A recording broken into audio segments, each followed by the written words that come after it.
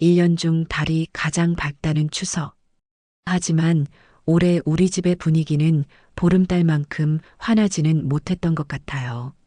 아들 일산이 녀석 결혼하고 첫 명절부터 제 속을 긁더니만 어김없이 올해도 제 기대를 저버리지 않더군요.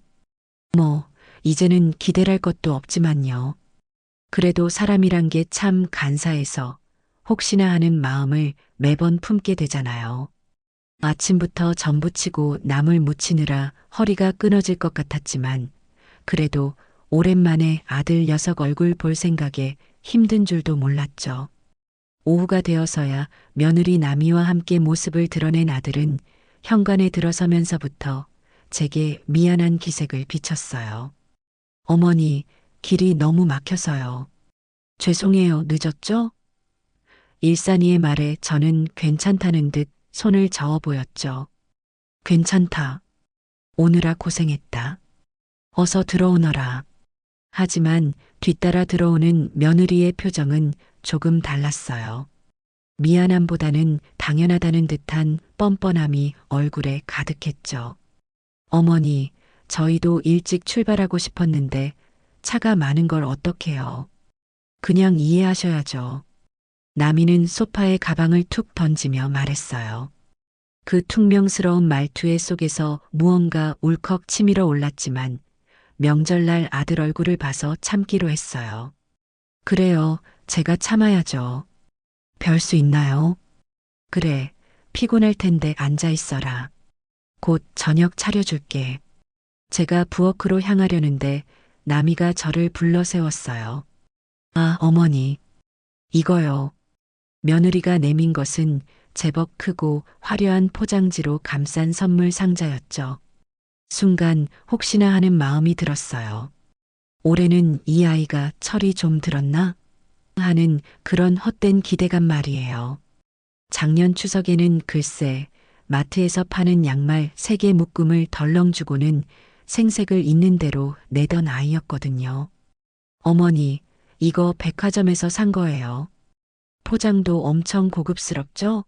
나미는 으스대며 말했고 옆에 있던 아들 녀석은 나미가 어머니 생각해서 특별히 준비한 거예요. 라며 거들더군요. 저는 애써 미소를 지으며 상자를 받아들었어요. 생각보다 가벼운 무게에 마음이 살짝 불안해졌지만 애써 태연한 척했죠. 고맙다 아가. 이렇게 신경 써줘서. 저녁상이 차려지고 모처럼 세 식구가 마주 앉아 식사를 시작했어요. 제가 며칠 전부터 정성껏 만든 갈비찜이며 잡채를 아들 녀석은 참 맛있게 먹었죠. 역시 어머니 음식은 최고예요. 나미야, 너가 좀 배워야겠다. 일산이의 칭찬에 나미는 젓가락을 탁 내려놓으며 쏘아붙였어요. 뭐, 내가 뭘 배워? 어머니는 평생 음식만 하셨으니까 잘하는 게 당연하죠. 나는 바가질 하느라 바쁜 사람이거든. 순간 분위기가 싸늘해졌어요. 저는 당황한 아들 녀석을 보며 애써 웃어 보였죠. 아니다. 남이 말이 맞다. 너는 일하느라 힘든데 언제 요리까지 배우겠니? 그냥 내가 이렇게 해줄 때 많이 먹어도. 제 말에 나미는 그쵸, 어머니? 저도 사 먹는 게 훨씬 편하고 좋아요. 라며 당연하다는 듯 고개를 끄덕였어요. 그 모습에 밥맛이 뚝 떨어지는 기분이었죠. 저건 알뜰한 게 아니라 그냥 시어머니에 대한 예의가 없는 거잖아요. 식사를 마치고 과일을 먹는데 나미가 다시 선물 이야기를 꺼냈어요. 어머니, 선물은 마음에 드세요? 한번 열어보세요. 그 말에 저는 잠시 잊고 있던 선물 상자를 가져왔어요. 화려한 금색 리본을 풀고 조심스럽게 포장지를 벗겨냈죠. 그리고 상자를 여는 순간 저는 제 눈을 의심해야만 했어요. 상자 안에는 곱게 접힌 수건 10장이 전부였거든요. 그것도 백화점 로고가 박힌 고급 수건이 아니라 어디서 많이 본 듯한 얇고 뻣뻣한 질감의 수건이었죠. 이게 대체 뭔가 싶어 수건 한 장을 펼쳐보는 순간 제 심장이 쿵 하고 내려앉는 것 같았어요. 수건의 귀퉁이에 파란색 실로 선명하게 수놓인 두 글자, 호수탕. 기가 막혔지만 저는 애써 표정을 관리했어요. 여기서 화를 내봤자 저만 이상한 사람이 될 게 뻔했거든요. 어머, 수건이구나. 고맙다. 제 목소리는 저도 모르게 살짝 떨려 나왔어요. 제 반응이 마음에 들지 않았는지 나미는 눈을 흘기며 말했어요. 어머니, 요즘 누가 비싼 거 사요? 다 거품이에요. 이렇게 실용적인 게 최고죠. 매일 쓰는 거잖아요. 제가 어머니 생각해서 일부러 이런 걸로 고른 거라고요. 그 말에 아들 일산이도 맞장구를 쳤죠. 엄마, 나미가 원래 좀 알뜰하잖아. 좋은 뜻으로 준 건데 뭘 그래. 그냥 잘 써. 알뜰이라는 단어가 그 순간처럼 역겹게 들린 적은 없었어요. 저건 알뜰이 아니라 파렴치한 거죠. 어떻게 목욕탕 수건을 훔쳐다가 시어머니 추석 선물이라고 줄 수가 있는 건가요? 저는 더 이상 아무 말도 하지 않았어요. 무슨 말을 할 수 있었겠어요. 그저 씁쓸한 미소를 지으며 고개를 끄덕이는 수밖에 없었죠. 그래, 매일 쓰는 거니 좋구나. 고맙다, 아가. 제 대답에 만족했는지 나미는 소파에 드러눕다시피 앉아 스마트폰만 들여다보기 시작했어요. 아들 녀석은 그런 아내의 눈치를 보며 제게 아무 말도 건네지 못했고요. 화기애애해야 할 명절 저녁은 그렇게 어색한 침묵 속에서 흘러갔어요. 아들 내외가 돌아가고 저는 텅 빈 거실에 한참을 홀로 앉아 있었어요. 그리고는 며느리가 주고 간 선물 상자를 다시 열어보았죠. 수건을 한 장 한 장 꺼내어 불빛에 비춰봤어요. 역시나 모든 수건에는 호수탕이라는 글자가 선명하게 박혀 있었어요. 자세히 보니 어떤 수건은 올이 나가 있고 또 어떤 수건은 가장자리가 살짝 닳아 있었죠. 코를 가까이 대니 희미하게 락스 냄새가 나는 것 같기도 했고요. 이건 누가 봐도 목욕탕에서 쓰던 물건이 분명했어요. 저는 그날 밤 한숨도 잘 수가 없었어요. 머릿속이 너무 복잡했거든요. 며느리에 대한 분노와 아들에 대한 실망감, 그리고 제 자신에 대한 처량함이 뒤섞여 마음을 어지럽혔죠. 내가 아들을 어떻게 키웠길래 저런 아이를 며느리로 들였을까? 내가 얼마나 만만해 보였으면 며느리가 내게 저런 짓을 할 수 있을까 하는 자책감이 들었어요. 하지만 이내 고개를 저었죠. 이건 제 잘못이 아니에요. 염치도 없고 예의도 없는 며느리의 잘못이죠. 다음 날 아침 저는 평소보다 일찍 눈을 떴어요. 밤새 뒤척인 탓에 몸은 천근만근이었지만 정신은 오히려 더없이 맑았어요. 며느리가 주고 간 선물 상자는 거실 한 구석에서 저를 비웃기라도 하듯 덩그러니 놓여 있었죠. 저는 자리에서 일어나 상자에서 수건 한 장을 꺼내 들었어요. 파란색 실로 선명하게 새겨진 호수탕이라는 세 글자. 이걸 증거물로 챙겨야겠다고 생각했죠. 혹시 모르니 가장 깨끗하고 올이 나가지 않은 것으로 골랐어요. 이왕이면 다홍치마라고 증거도 깔끔한 게 좋잖아요. 가방에 수건을 넣고 옷을 챙겨 입으니 마치 중대한 임무를 수행하러 가는 첩보원이라도 된 기분이었어요. 헛웃음이 나왔지만 이내 입술을 굳게 다물었죠. 이건 웃을 일이 아니었어요. 제 자존심이 걸린 문제였으니까요. 어디 가세요? 마침 잠에서 깨어나온 아들 녀석이 제게 물었어요. 시장 좀 다녀오려고. 콩나물도 사고 두부도 좀 사오려고. 저는 아무렇지 않은 척 둘러댔어요. 아들은 네. 조심히 다녀오세요. 라며 별 의심 없이 다시 방으로 들어갔죠. 그 무심한 뒷모습을 보니 또 한 번 속에서 천불이 났어요. 저 녀석은 제 애미가 왜 이른 아침부터 낯선 목욕탕을 찾아 나서는지 꿈에도 모르겠지. 제 마누라가 무슨 짓을 했는지도 모르고. 하지만 지금은 아들에게 화를 낼 때가 아니었어요. 모든 것을 제 눈으로 확인하고 확실한 증거를 잡는 것이 우선이었죠. 집을 나서 버스 정류장으로 향하는 발걸음은 조금 떨렸어요. 제가 지금 잘하는 짓일까? 너무 일을 크게 만드는 건 아닐까 하는 걱정이 들기도 했죠. 하지만 버스에 올라 창밖을 바라보며 마음을 다잡았어요.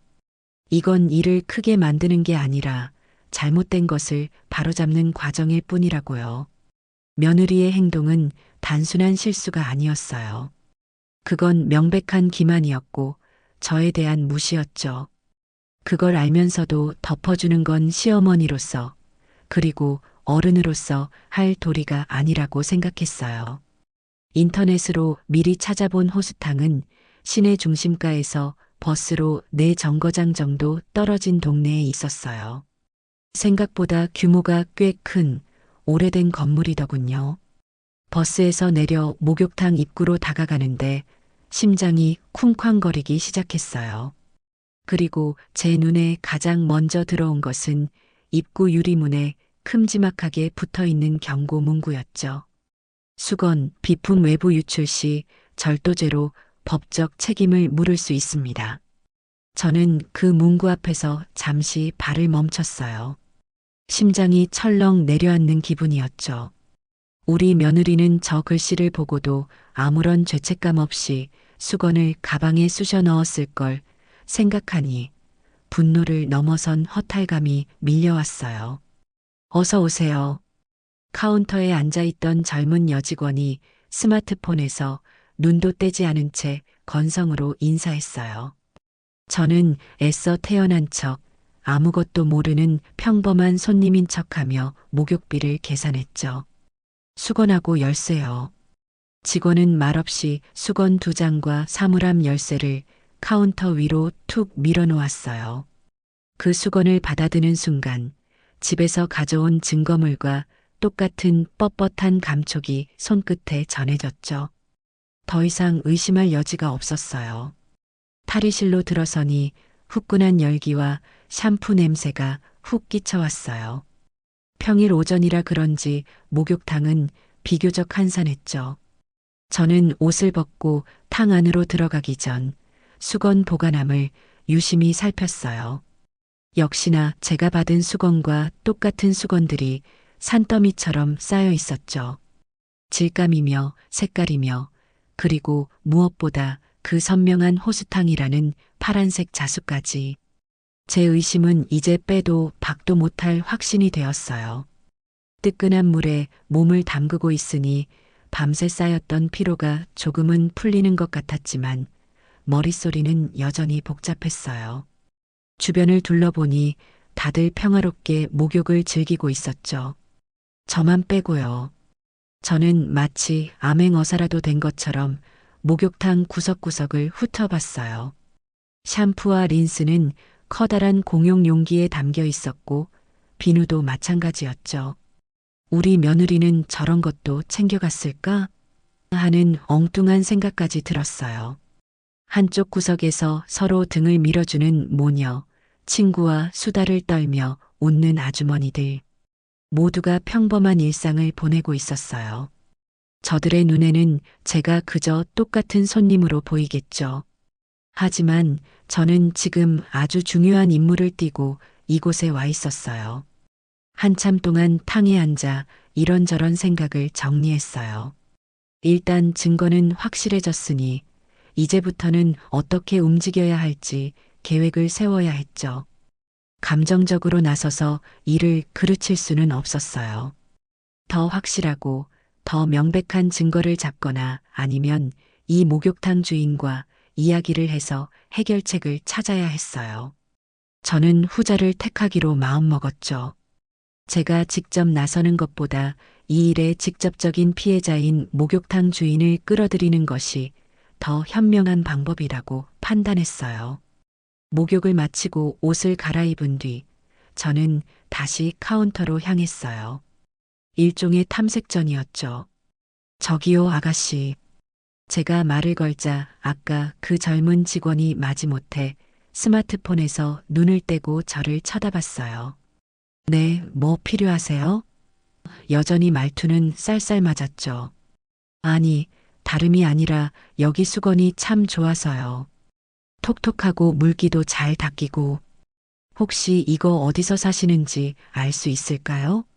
저도 집에 사다 놓고 쓰고 싶어서요. 제 능청스러운 연기에 직원은 어이가 없다는 듯 피식 웃더군요. 할머니, 이거 그냥 목욕탕 수건이에요.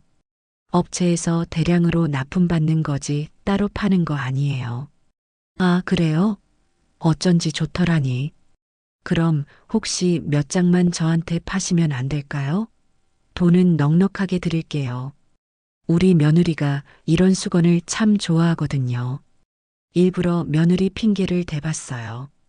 제 딴에는 자연스러운 접근이라고 생각했는데 직원의 표정이 순간 굳어지며 저를 위아래로 훑어보는 게 아니겠어요. 할머니, 저희 수건 외부로 못 가져나가요. 입구에 써 있는 거 못 보셨어요? 자꾸 이러시면 곤란해요. 다른 손님들도 다 보고 계세요. 직원의 경계심 가득한 말투에 저는 더 이상 말을 잇지 못하고 물러설 수밖에 없었어요. 아, 미안해요. 내가 너무 마음에 들어서 그랬네. 젊은 사람이 쌀쌀 맡기는 마지막 말은 저도 모르게 튀어나왔죠. 씁쓸하게 웃으며 목욕탕을 나서는 제 등 뒤로 직원의 의심스러운 눈초리가 느껴졌죠. 작전은 실패였어요. 너무 어설펐죠. 목욕탕을 나와 집으로 돌아오는 버스 안에서 저는 다른 계획을 세워야겠다고 생각했어요. 저 젊은 직원에게는 씨알도 먹히지 않을 것 같았거든요. 정면으로 부딪혀야 했어요. 이 목욕탕의 주인을 만나서 모든 것을 이야기하고 함께 해결책을 찾아야겠다고 마음먹었죠. 그게 가장 확실한 방법이었어요. 물론 주인이 제 말을 믿어줄지 귀찮아하지는 않을지 걱정이 되기는 했지만 이대로 물러설 수는 없었어요. 제 손에 들린 가방 안에는 여전히 호수탕 수건이 들어 있었어요. 이제 이 수건은 단순한 수건이 아니었죠. 이건 제 자존심이었고 앞으로 시작될 모든 일의 중요한 증거물이었습니다. 그날 오후 저는 인터넷을 뒤져 호수탕의 전화번호를 알아냈고 사장이 목욕탕에 나오는 시간을 대략적으로 파악해 두었어요. 이제 다음 단계를 준비할 차례였죠. 며칠 후 저는 다시 호수탕을 찾아갔어요. 일부러 손님이 가장 없을 것 같은 평일 오후 2시를 골랐죠. 이번에는 목욕을 하러 온 손님이 아니라 주인장을 만나러 온 손님이었어요. 심호흡을 한번 하고 목욕탕 문을 열고 들어섰죠. 다행히 지난번 그 젊은 직원은 보이지 않고 대신 인상이 화끈해 보이는 중년 여성이 카운터를 지키고 있었어요. 드라마에 나오는 시장 상인처럼 활기차고 목소리가 쩌렁쩌렁할 것 같은 그런 인상이었죠. 저는 직감적으로 저분이 이곳의 사장이라는 것을 알 수 있었어요. 어서 오세요. 목욕하러 오셨어요? 그녀의 목소리는 제 예상대로 시원시원했어요. 아니요. 저는 사장님을 좀 뵈러 왔습니다. 제 말에 그녀는 의아한 표정으로 저를 바라봤어요. 제가 사장인데 무슨 일이시죠? 혹시 뭐 불편한 거라도 있으셨어요? 아니면 뭐 건의사항이라도? 물이 안 뜨겁던가요? 저는 잠시 숨을 고르고 가방에서 수건 한 장을 꺼내 카운터 위에 올려놓았어요. 사장님, 혹시 이 수건 여기 목욕탕 수건 맞죠? 제 말에 기명이라고 자신을 소개한 사장님의 눈이 동그래졌어요. 그녀는 수건을 집어들어 이리저리 살펴보더니 고개를 끄덕였죠. 어머, 맞아요. 우리 목욕탕 수건인데 이게 왜 손님한테 있어요? 혹시 직원이 실수로 드렸나요? 아니면 지난번에 오셨다가 깜빡하고 가져가셨나? 괜찮아요. 살다 보면 그럴 수도 있죠. 그녀는 대수롭지 않다는 듯 웃어 보였어요. 저는 고개를 저으며 차분하게, 하지만 단호하게 입을 열었죠. 아니요, 사장님. 이건 제 며느리가 지난 추석에 저에게 선물이라고 준 겁니다. 네, 며느리가요? 이걸 선물이라고요? 김 사장님의 목소리가 카운터에 쩌렁쩌렁 울렸어요. 저는 그간의 사정을 차근차근 설명하기 시작했어요. 추석날 며느리가 백화점에서 샀다며 건넨 선물 상자 이야기, 그 안에서 나온 목욕탕 수건들, 실용적인 게 최고라며 생색내던 며느리의 뻔뻔한 태도, 그리고 그걸 말리기는커녕 동조하던 아들 녀석의 한심한 모습까지. 제 이야기가 길어질수록 김 사장님의 얼굴은 점점 더 붉게 달아올랐죠. 세상에, 세상에. 별의별 사람 다 봤어도 이런 경우는 또 처음이네. 어쩐지 요즘 들어 수건이 유독 많이 없어진다 했더니 그걸 훔쳐다가 시어머니한테 선물이라고 줘요? 이게 사람이 할 짓이에요? 김 사장님은 제 손을 덥석 잡으며 저보다 더 분개했어요. 마치 자기 일처럼 화를 내는 그녀의 모습에 저는 오히려 조금 진정이 되는 기분이었죠. 그동안 혼자 끙끙 앓았던 서름이 조금은 가시는 것 같았어요. 사장님, 일단 진정하시고요. 제 이야기 좀 더 들어보세요. 저는 김 사장님을 다독이며 말을 이었어요. 제가 바라는 건 그냥 며느리를 망신 주는 게 아니에요. 이번 기회에 그 아이의 못된 버릇을 확실하게 고쳐주고 싶어요. 그래서 사장님의 도움이 필요합니다. 제 말에 김 사장님은 잠시 생각에 잠기더니 이내 결심한 듯 저를 사무실로 이끌었어요. 어머님 말씀만 하세요. 제가 뭘 도와드리면 될까요? 이런 파렴치한 사람은 아주 뿌리를 뽑아야 해요. 따라 들어오세요. 여기서 이야기하시죠. 김 사장님의 작은 사무실은 목욕탕의 열기만큼이나 후끈했어요. 벽에는 절약이니 청결이니 하는 거품 같은 문구들이 붙어 있었죠. 우리는 마주 앉아 믹스 커피를 한 잔씩 마셨어요. 김 사장님은 그동안 수건이며 비품이 없어져서 속 썩었던 이야기를 한참 동안 털어놓았어요.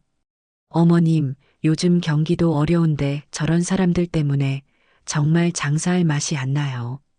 수건 한 장, 비누 한 개가 다 돈인데 그걸 아무렇지 않게 가져가는 사람들 보면 정말 화가 치밀어 올라요.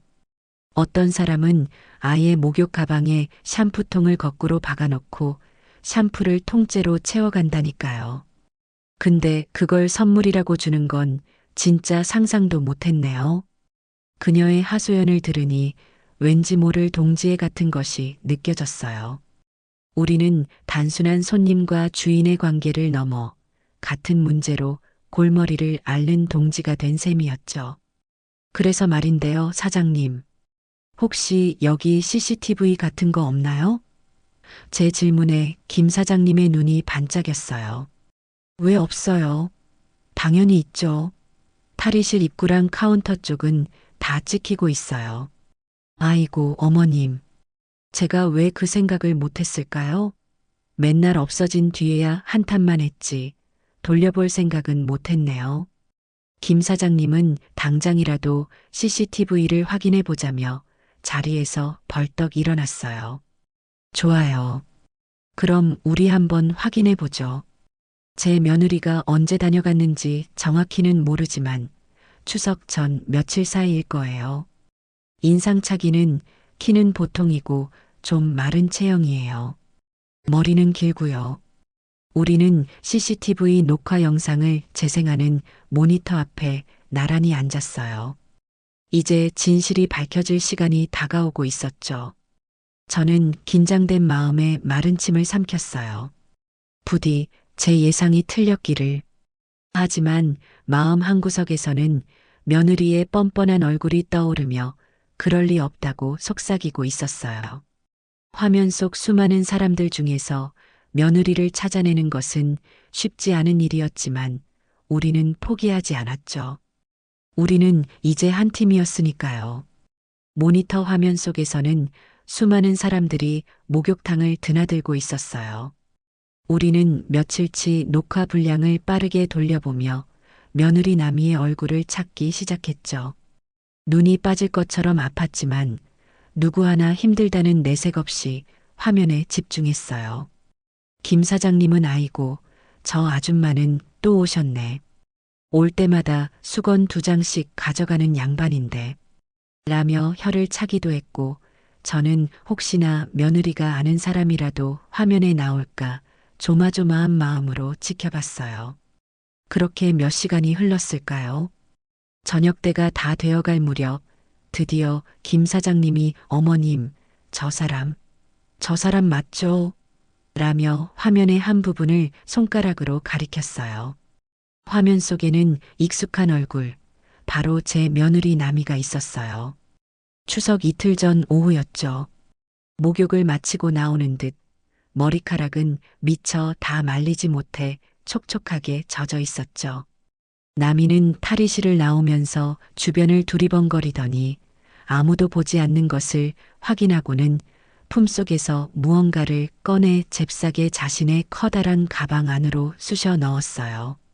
각 잡힌 모양새와 부피, 누가 봐도 그건 수건이었죠. 한두 장이 아니었어요. 서너 장은 좋게 되어 보였어요. 그 모습을 본 저는 심장이 철렁 내려앉는 기분이었죠. 설마 했는데 제 눈으로 직접 확인하니 그 충격은 이루 말할 수 없었어요. 하지만 그게 끝이 아니었어요. 우리는 영상을 계속해서 지켜봤죠. 나미는 카운터 옆에 비치된 공용빗을 마치 제 것인 양 자연스럽게 가방에 넣었고, 심지어는 다른 손님이 잠시 자리를 비운 사이 그 사람의 바구니에서 샘플용 샴푸까지 챙기는 대담함을 보였어요.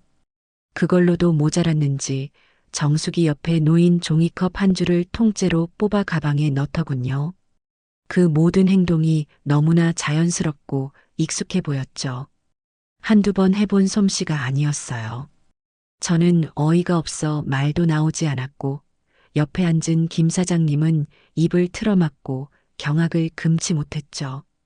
세상에, 저 여자는 완전 도둑이네. 도둑이야. 수건만 가져가는 게 아니었어. 우리는 혹시나 하는 마음에 일주일 전, 2주일 전 영상까지 돌려봤어요. 놀랍게도 나미는 일주일에 한 번꼴로 이 목욕탕을 찾았고, 올 때마다 무언가를 습관처럼 챙겨가고 있었어요. 모든 증거를 확인하고 난 뒤 김 사장님은 분을 이기지 못하고 펄펄 뛰었어요. 어머님, 이건 그냥 넘어갈 일이 아니에요. 당장 경찰에 신고해서 버르장머리를 아주 단단히 고쳐줘야 해요. 상습 절도예요. 이건 제가 오늘 아주 제대로 본때를 보여주겠어요. 그녀는 당장이라도 수화기를 들 기세였죠. 하지만 저는 그런 김 사장님의 팔을 붙잡고 진정시켰어요. 사장님, 잠깐만요. 경찰에 신고하는 건 너무 일이 커져요. 제 아들 얼굴도 있고 사돈댁 체면도 있고요. 제 말에 김 사장님은 의아한 표정으로 저를 바라봤어요. 어머님, 지금 그게 중요해요?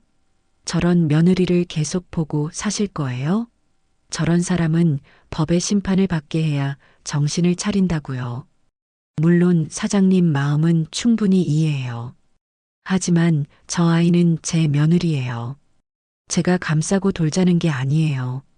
다만 법적인 처벌보다는 더 확실하게, 뼈저리게 자신의 잘못을 깨닫게 해주고 싶어요. 다시는 이런 부끄러운 짓을 꿈도 꾸지 못하도록요. 저는 차분하지만 단호한 목소리로 김 사장님을 설득했어요. 경찰서에 들락거리면 그게 무슨 망신이에요. 제 아들 앞길에도 좋을 게 없어요. 그 아이에게 빨간 줄이 가게 할 수는 없어요. 하지만 벌은 받아야죠. 법보다 더 무서운 벌을 받게 할 거예요. 제 눈빛에서 무언가를 읽었는지 김 사장님은 잠시 고민하더니 이내 한숨을 푹 쉬며 고개를 끄덕였죠. 어머님이 그렇게까지 말씀하시니 알겠어요. 어머님 뜻대로 하세요. 대신 제가 도울 일 있으면 언제든지 말씀하시고요. 정말 어머님은 보살이시네요. 그렇게 저는 김 사장님이라는 든든한 아군을 얻게 되었어요. 복수심보다는 며느리를 제대로 가르쳐야겠다는 제 진심이 그녀에게도 통한 것 같았죠. 우리는 함께 그 뻔뻔한 절도 장면이 담긴 CCTV 영상을 USB에 고스란히 담았어요. 이제 가장 강력한 무기가 제 손에 들어온 셈이었죠. 이제 이 무기를 어떻게 사용하느냐에 모든 것이 달려 있었어요. 저는 며칠 동안 생각에 잠겼어요. 이 강력한 무기를 언제, 어디서, 어떻게 사용해야 가장 효과적일지 고민하고 또 고민했죠. 섣불리 며느리에게 영상을 들이밀며 다그치는 것은 최악의 방법이었어요. 분명 어머니가 저를 의심해서 몰래 뒤를 캔 거예요? 라며 적반하장으로 나올 게 뻔했거든요. 아들 녀석도 제게 서운함을 느낄 테고요. 그래서는 안 됐죠. 이 일은 며느리 스스로가 자신의 잘못을 모든 사람 앞에서 깨닫고 부끄러워 고개를 들지 못하게 만들어야 했어요. 다시는 남의 물건에 손을 대거나 시어머니를 기만할 생각을 꿈에도 꾸지 못하도록요. 그렇게 며칠을 고민하던 어느 날이었어요. 거실벽에 걸린 달력을 무심코 바라보는데 다음 주 토요일에 동그라미 표시와 함께 사돈 생신이라고 적어둔 글씨가 눈에 들어왔죠. 바로 며느리 나미의 어머니, 제 사부인의 칠순 생신이었어요. 그 글씨를 보는 순간 제 머릿속에서 캄캄한 밤하늘에 번개가 치듯 기가 막힌 계획 하나가 떠올랐습니다. 그래요, 바로 이거였어요. 무대는 바로 사돈의 칠순 잔칫날. 수많은 하객과 친지들이 모인 바로 그곳에서 며느리가 제게 주었던 선물을 가장 화려한 방식으로 되돌려주는 거예요. 저는 이 계획이 너무나 마음에 들어 저도 모르게 무릎을 탁 쳤어요. 이건 단순한 복수가 아니었죠. 이건 예술이었어요. 며느리가 제게 주었던 모욕을 수백 배로 돌려주면서도 제 손에는 피 한 방울 묻히지 않는 아주 우아한 방법이었죠. 제 입가에 저절로 미소가 번졌어요. 몇 주 동안 제 속을 시커멓게 태웠던 분노와 서름이 눈 녹듯 사라지고 그 자리에는 짜릿한 기대감과 확신이 들어찼죠. 다음 날 저는 곧장 김영애 사장님께 전화를 걸었어요. 사장님, 저예요. 지난번에 갔던 할머니요. 제 목소리에 김 사장님은 금세 저를 알아보고 반갑게 맞아주었죠. 아이고, 어머님. 안녕하세요. 무슨 일로 전화하셨어요? 혹시 그 며느리가 또 속 썩이던가요? 아니요, 그런 건 아니고요. 제가 아주 좋은 계획이 생각나서요. 사장님 도움이 꼭 필요할 것 같아서 전화드렸어요. 저는 수화기를 붙들고 제 계획을 차근차근 설명하기 시작했어요. 사돈의 칠순 잔칫날 모든 하객이 보는 앞에서 며느리가 제게 주었던 그 호수탕 수건을 선물로 건네주겠다는 제 이야기에 김 사장님은 처음에는 네, 그걸요? 라며 어리둥절한 반응을 보였죠. 하지만 제 설명이 이어질수록 그녀의 숨소리가 점점 거칠어지더니 이내 수화기 너머로 배를 잡고 웃는 소리가 들려왔어요. 푸아하, 어머님 진짜 대박이네요. 완전 기가 막힌 생각이에요. 아, 생각만 해도 너무 통쾌한데요? 좋아요. 당연히 도와드려야죠. 제가 아주 기똥차게 준비해 드릴게요. 김 사장님은 저보다 더 신이 나서 말했어요. 어머님, 이왕 하시는 거 제대로 해야죠.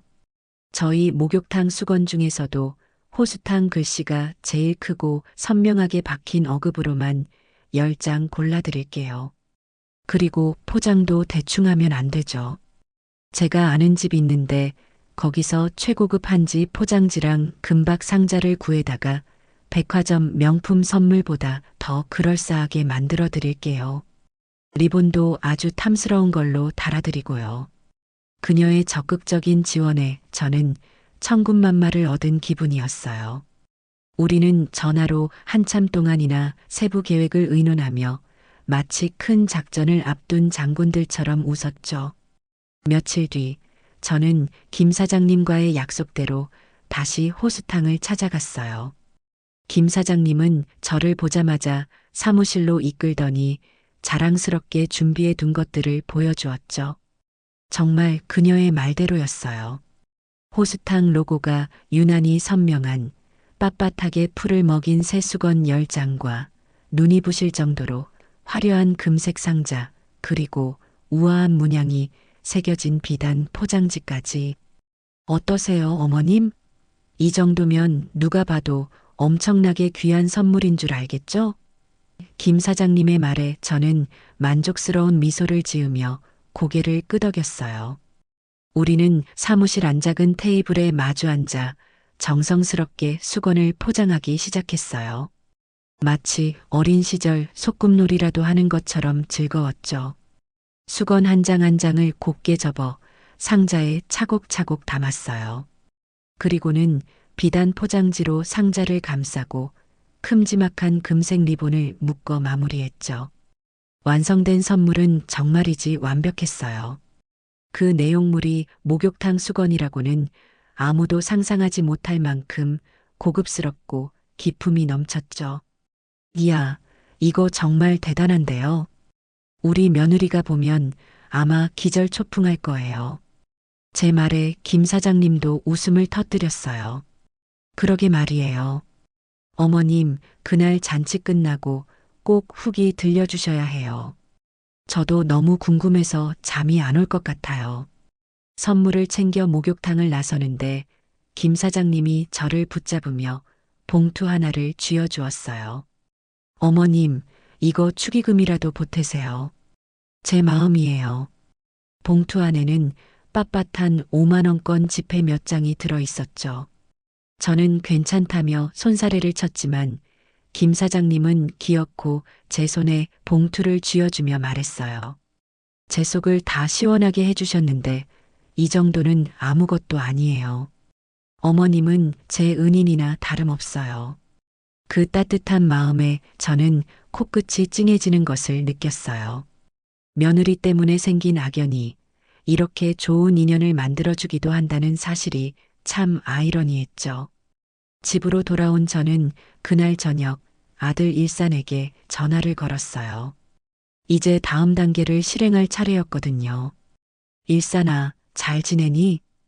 제 목소리에 아들은 멋쩍은 듯 대답했죠. 네, 어머니. 별일 없으시죠? 추석 이후로 아들 녀석은 제게 전화를 한 통도 하지 않았어요. 아마 제 눈치를 보느라 그랬을 테죠. 다름이 아니라 다음 주가 네 장모님 칠순이잖니. 아, 네. 맞아요. 그래서 말인데 이번 생신 선물은 내가 준비했다. 너희들 돈 쓰지 말라고. 제 말에 아들은 놀란 듯 되물었어요. 네, 어머니가요? 아니에요. 저희가 알아서 할게요. 괜찮아요. 됐다. 내가 아주 특별한 걸로 준비했으니 너는 신경 쓰지 말거라. 아주 귀하고 좋은 걸로 준비했으니 네 장모님도 분명 좋아하실 게다. 저는 일부러 특별하고 귀한 선물이라는 점을 여러 번 강조했어요. 아무것도 모르는 아들은 그저 아이고 어머니. 뭘 이런 것까지 감사합니다. 남이한테도 잘 이야기할게요. 라며 고마워할 뿐이었죠. 전화를 끊고 나서 저는 거실에 놓인 화려한 선물 상자를 바라보며 회심의 미소를 지었어요. 이제 모든 준비는 끝났어요.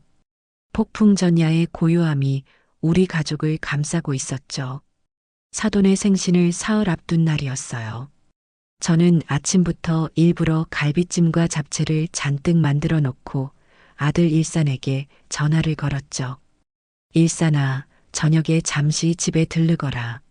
너 좋아하는 갈비찜 좀 했다. 남이랑 같이 와도 좋고. 제 말에 아들은 잠시 머뭇거리더니 아니에요, 어머니. 저 혼자 갈게요. 남이는 요즘 좀 바빠서요. 라고 대답했어요. 저는 일부러 모르는 척 그러니 그럼 너라도 와서 밥 먹고 가거라. 라고 말하고 전화를 끊었죠. 남이가 왜 바쁜지 저는 다 알고 있었어요. 아마 제 얼굴 보기가 불편해서 핑계를 대는 것이겠죠. 오히려 잘된 일이었어요. 오늘 아들에게는 혼자만의 시간이 필요했으니까요. 저녁이 되어 아들이 집으로 들어섰어요. 어머니, 저 왔어요. 추석 이후 처음으로 제대로 마주하는 아들의 얼굴은 어딘지 모르게 수척해 보였어요. 저는 아무 말 없이 아들을 식탁에 앉히고 저녁상을 차려주었죠. 아들은 말없이 제가 차려준 밥을 먹었어요. 맛이 어떠냐? 제 질문에 아들은 고개를 푹 숙인 채, 네, 맛있어요. 라고 힘없이 대답할 뿐이었죠. 우리 사이에는 어색한 침묵이 흘렀어요. 식사를 마치고 과일을 내어온 뒤 저는 드디어 본론을 꺼내기로 마음먹었어요. 더 이상 시간을 끌 필요가 없었죠. 저는 안방 서랍에 넣어두었던 USB 하나를 꺼내 아들 앞에 테이블 위로 조용히 밀어놓았어요. 아들은 영문을 모르겠다는 표정으로 USB와 제 얼굴을 번갈아 쳐다봤죠. 어머니, 이게 뭐예요? 아들의 목소리에는 불안한 기색이 역력했어요. 저는 아들의 눈을 똑바로 쳐다보며 나지막이 말했어요. 네 아내의 진짜 모습이란다. 너가 직접 보고 판단하거라. 제 말의 의미를 알아차렸는지 아들의 얼굴이 하얗게 질리기 시작했어요. 어머니, 이게 대체 무슨 말씀이세요? 일단 보고 나서 이야기하자꾸나. 네 노트북 가져왔니? 아들은 잠시 망설이더니 떨리는 손으로 가방에서 노트북을 꺼냈어요. 그리고는 USB를 노트북에 꽂았죠. 저는 아무 말 없이 맞은편에 앉아 아들의 표정 변화를 하나하나 지켜봤어요. 파일이 열리고 화면에 호스탕 탈의실 입구에 CCTV 영상이 나타났어요. 처음에는 별다른 움직임 없는 화면을 무표정하게 바라보던 아들의 얼굴이 화면에 아내 나미가 등장하는 순간 굳어지기 시작했죠.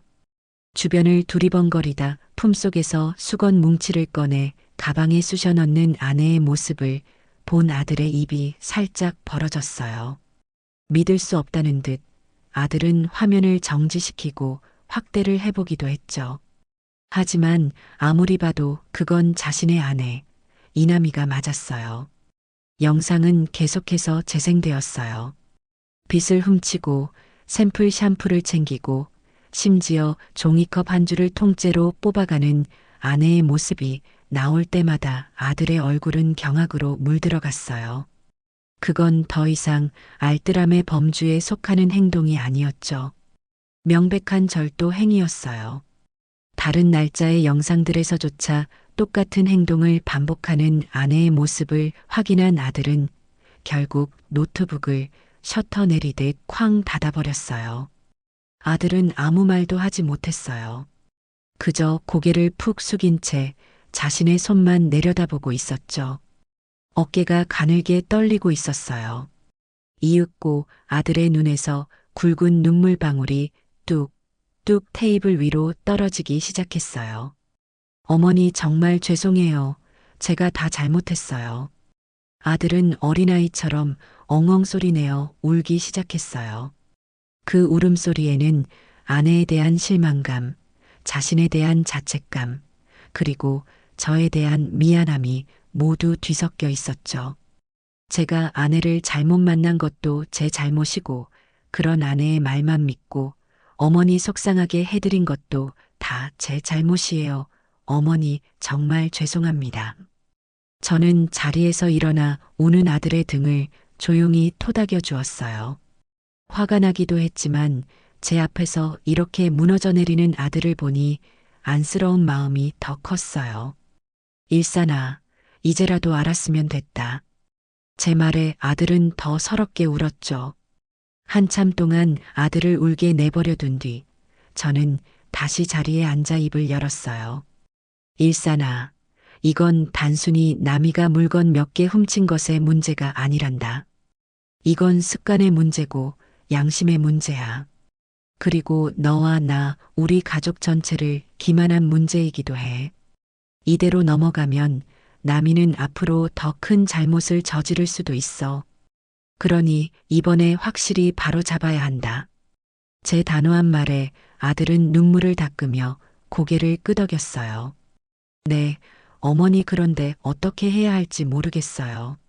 남이한테 이걸 보여주면 우리 어떻게 되는 거예요? 아들의 목소리는 불안감으로 가득 차 있었죠. 저는 그런 아들의 손을 꼭 잡아주며 제 계획을 이야기해 주었어요.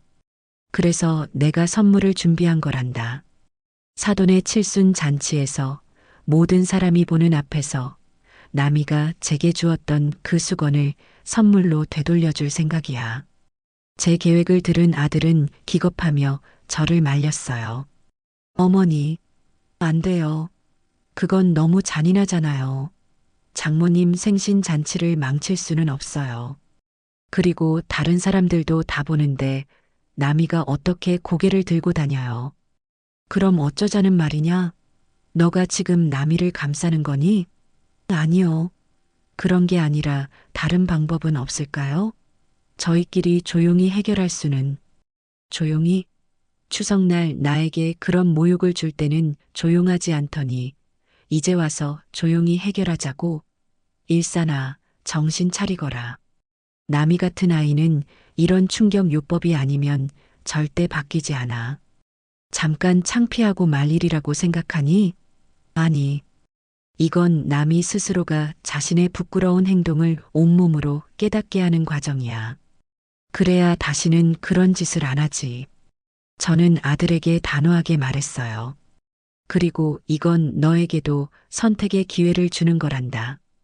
계속 그렇게 잘못된 아내의 편에 서서 무능한 아들이자 남편으로 살 것인지 아니면 지금이라도 잘못된 것을 바로잡고 떳떳한 가장으로 설 것인지 너가 선택하거라. 만약 너가 끝까지 남이 편에 선다면 나도 더 이상 너를 아들로 생각하지 않을 생각이다. 제 마지막 말은 아들에게 비수처럼 꽂혔을 거예요. 아들은 한참 동안이나 고개를 숙인 채 말이 없었죠. 그리고는 마침내 결심한 듯 고개를 들었어요. 눈물로 젖은 그의 눈에는 이전에는 볼 수 없었던 단단한 결의가 서려 있었죠. 알겠습니다, 어머니. 어머니 말씀대로 할게요. 제가 어머니를 돕겠습니다. 아들의 그 한마디에 저는 비로소 이 긴 싸움의 끝이 보이기 시작하는 것을 느꼈습니다. 마침내 운명의 날이 밝았어요. 사돈의 칠순 잔치가 열리는 날이었죠.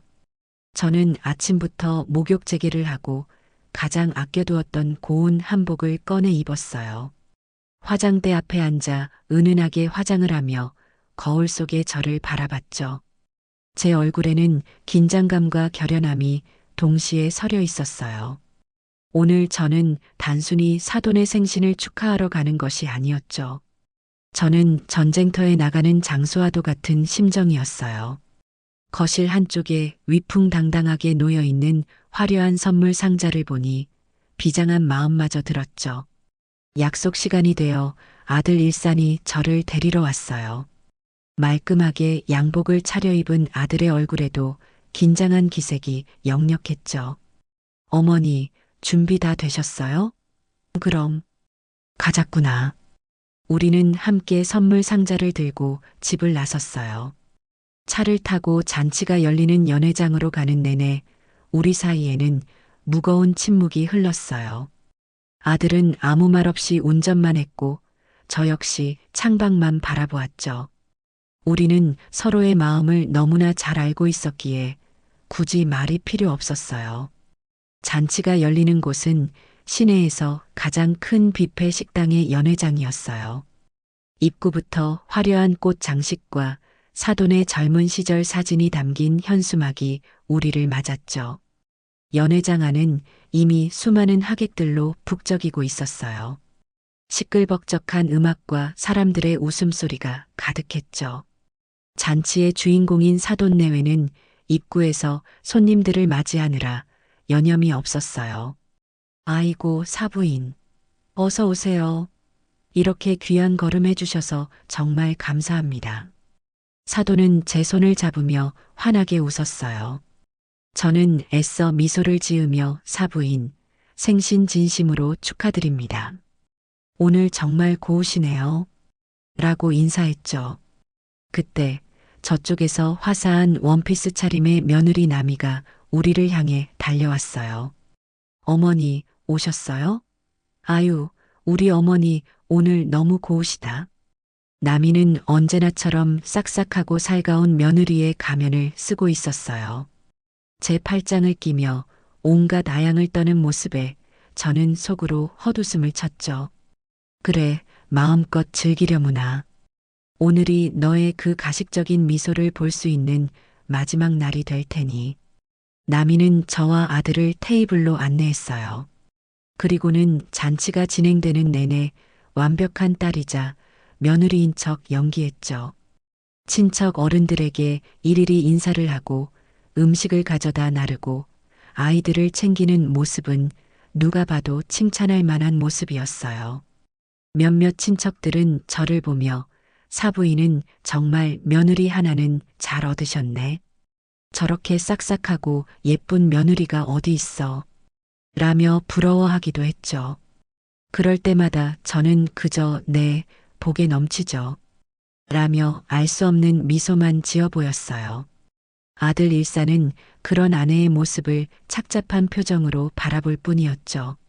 시간이 흘러 식사가 어느 정도 마무리되고 전문 사회자의 진행에 따라 본격적인 칠순 잔치 행사가 시작되었어요. 케이크 커팅식이 끝나고 자녀들의 감사 편지 낭독이 이어졌죠.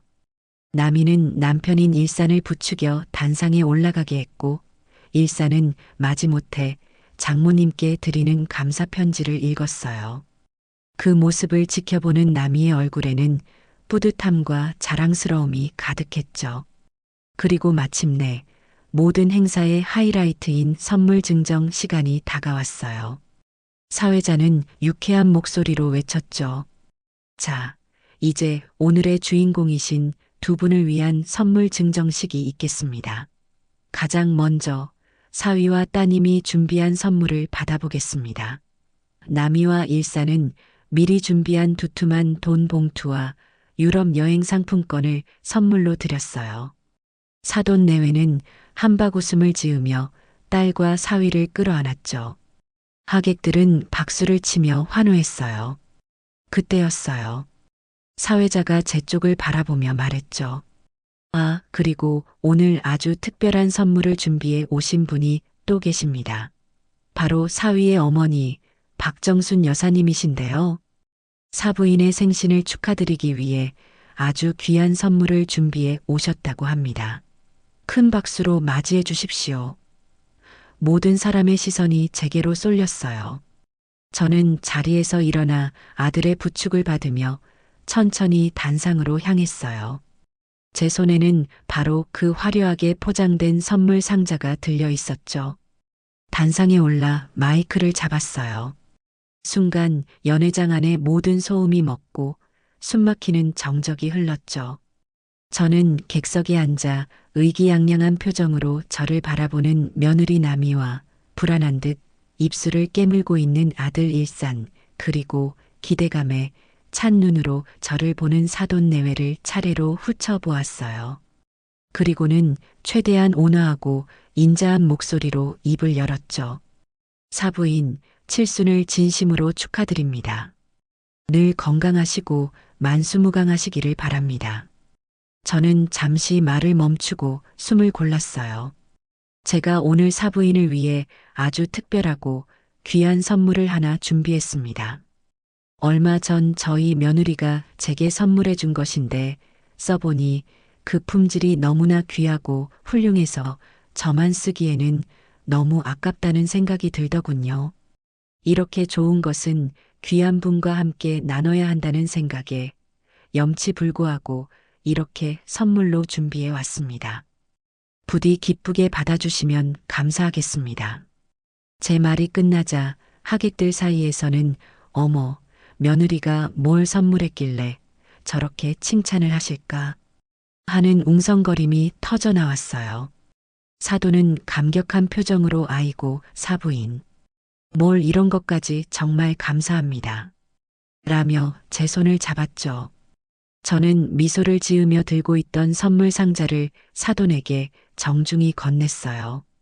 모든 하객의 시선이 단 한 곳, 사돈의 손에 들린 화려한 선물 상자에 집중되었어요. 사돈은 설레는 표정으로 상자를 받아들고는 조심스럽게 그 탐스러운 금색 리본을 풀기 시작했어요. 며느리 나미는 어깨를 으쓱하며 뿌듯한 표정으로 그 광경을 지켜보고 있었죠. 아마 자기가 사준 비싼 선물인 줄 착각하고 있는 모양이었어요. 리본이 풀리고 사돈의 손이 반짝이는 비단 포장지를 벗겨내기 시작했어요.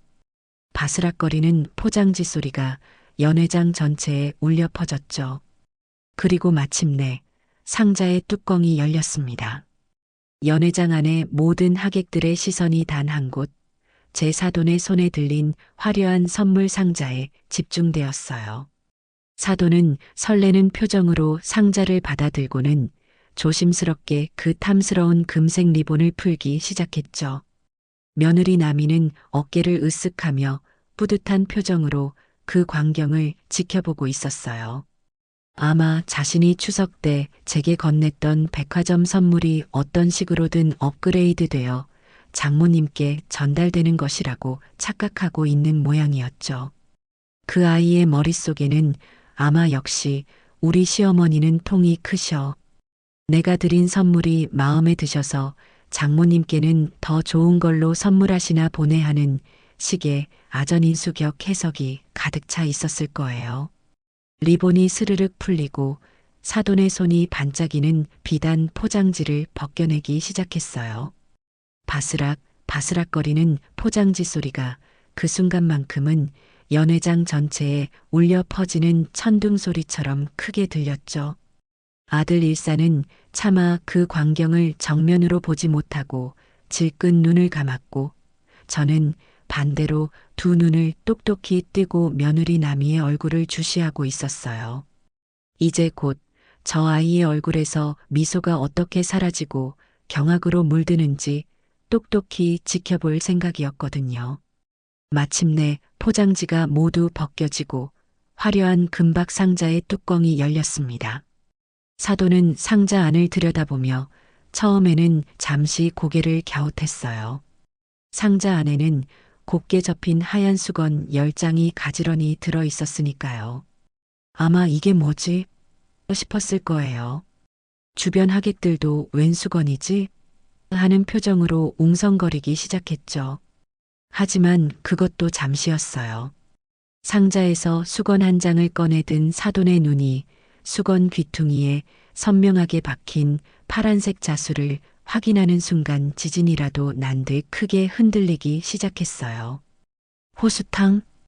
그 세 글자는 사돈의 얼굴을 순식간에 새하얗게, 아니, 새파랗게 질리게 만들기에 충분했죠.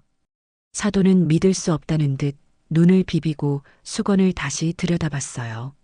하지만 아무리 봐도 그 글씨는 사라지지 않았죠. 사돈의 손이 부들부들 떨리기 시작했고 환하게 웃고 있던 입가는 경련을 일으키듯 파르르 떨렸어요. 잔치의 주인공으로서 받아야 할 최고의 환희의 순간이 최악의 수치심과 모욕의 순간으로 변하는 데에는 불과 몇 초도 걸리지 않았어요. 그제야 상황 파악이 된 며느리 나미의 얼굴에서도 핏기가 가시기 시작했어요. 의기양양하던 미소는 온데간데 없이 사라지고 동공가 확장된 채 상자 안의 수건과 제 얼굴을 번갈아 쳐다보았죠. 어머, 니 저게 왜? 나미는 저도 모르게 말을 더듬으며 뒷걸음질을 쳤어요. 그 아이는 아마 상상도 못했을 거예요. 자신이 시어머니에게 건넨 그 하찮은 목욕탕 수건이 이렇게 화려한 포장을 하고 자신의 어머니 칠순 잔치 단상 위에 오르게 될 줄은요. 분위기가 순식간에 싸늘하게 얼어붙었어요. 사회자마저 당황해서 어쩔 줄 몰라 했고 하객들은 무슨 영문인지 몰라 서로 눈치만 보고 있었죠. 그 숨막히는 정적을 깬 것은 바로 사돈이었어요.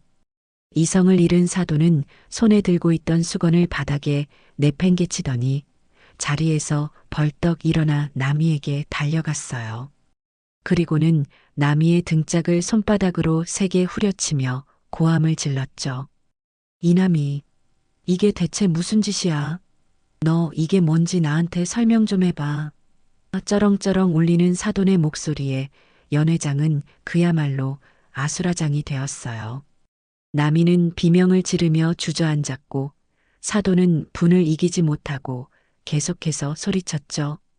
이게 무슨 망신이야? 이 망할 계집애야. 너 대체 무슨 짓을 하고 다니는 거니?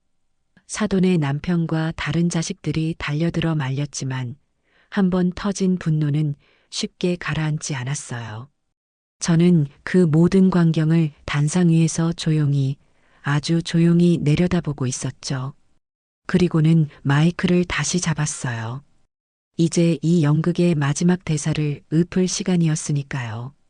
저는 최대한 온화하고 인자한 목소리로 하지만 연회장에 있는 모든 사람에게 들릴 만큼 또렷하게 말했어요. 사부인, 진정하세요. 그리고 하객 여러분, 잠시만 제 이야기를 들어주시면 감사하겠습니다. 제 말에 소란스러웠던 연회장이 조금씩 조용해졌어요. 저 수건은 얼마 전 추석에 저희 며느리가 저를 위해 백화점에서 직접 골랐다며 선물해준 아주 귀한 수건입니다. 제 말에 하객들은 더욱더 혼란스러운 표정을 지었죠. 저는 말을 이었어요. 제가 며칠 써보니 호수탕의 수건이 어찌나 질이 좋고 톡톡한지 저만 쓰기에는 너무 아깝다는 생각이 들었습니다. 그래서 이렇게 좋은 것은 제 소중한 사부인과도 함께 나누고 싶어 오늘 특별히 선물로 준비해 온 것입니다. 부디 제 깊은 뜻을 오해하지 말아주셨으면 합니다. 호수탕 수건이 참 좋더군요. 제 말이 끝나자마자 연회장 안은 그야말로 폭탄이라도 맞은 것처럼 발칵 뒤집혔어요.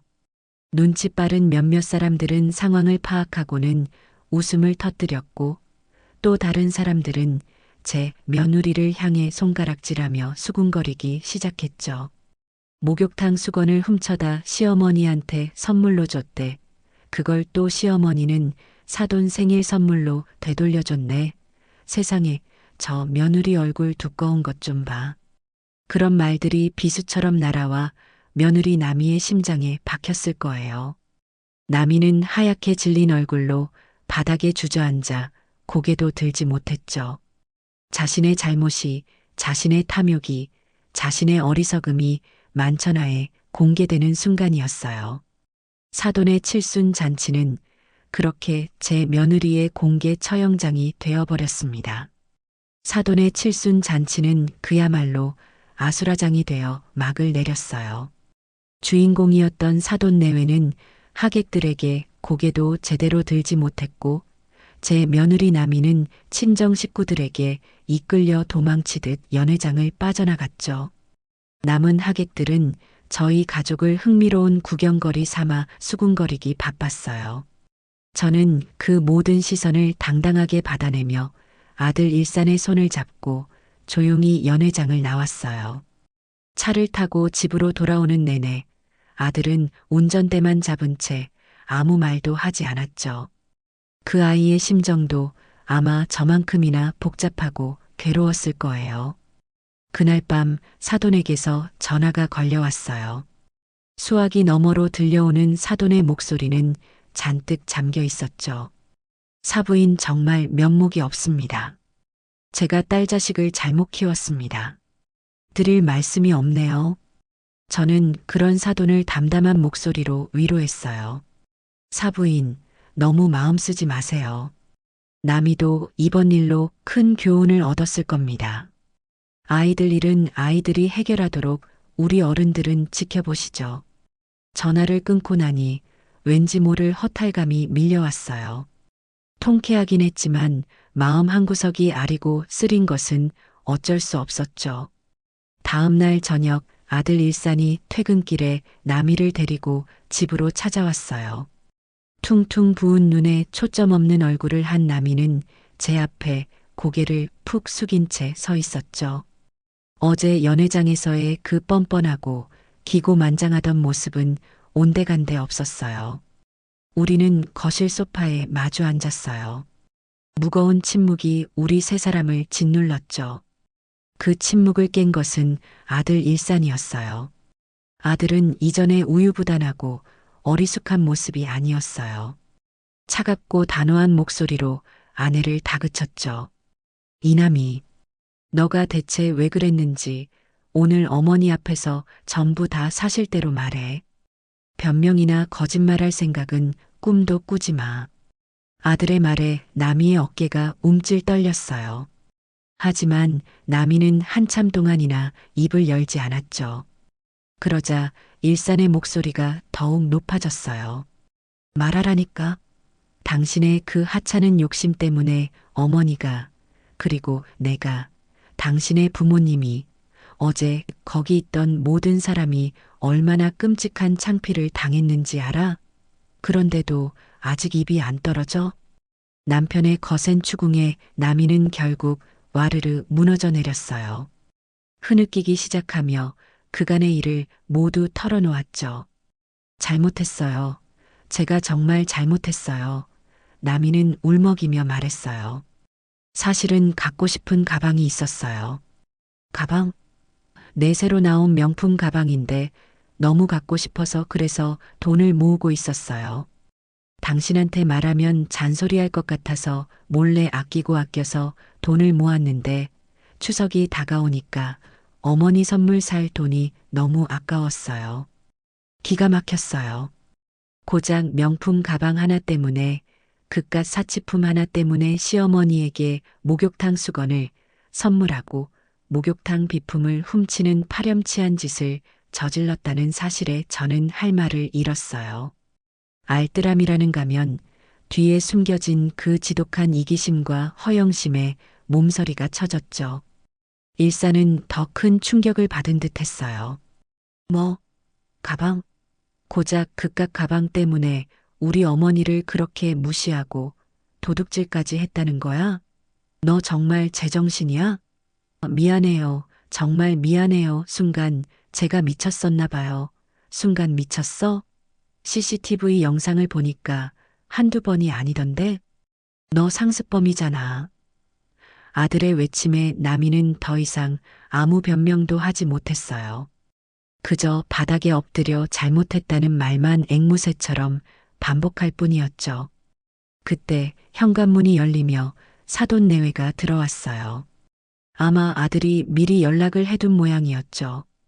딸의 추악한 진실을 모두 듣게 된 사돈은 얼굴이 새하얗게 질린 채 그 자리에 주저앉았어요. 아이고, 내가 저런 걸 딸이라고 낳고 미역국을 먹었구나. 안사돈은 가슴을 치며 통곡했고 바깥사돈은 아무 말 없이 담배만 태우며 깊은 한숨을 내쉬었죠. 사돈은 이내 정신을 차리고 제 앞에 다가와 무릎을 꿇었어요. 사부인 정말 죽을 죄를 지었습니다. 저 못난 딸 자식을 대신해서 제가 사죄드리겠습니다. 부디 용서해 주십시오. 저는 황급히 사돈을 일으켜 세웠어요. 사부인, 이러지 마세요.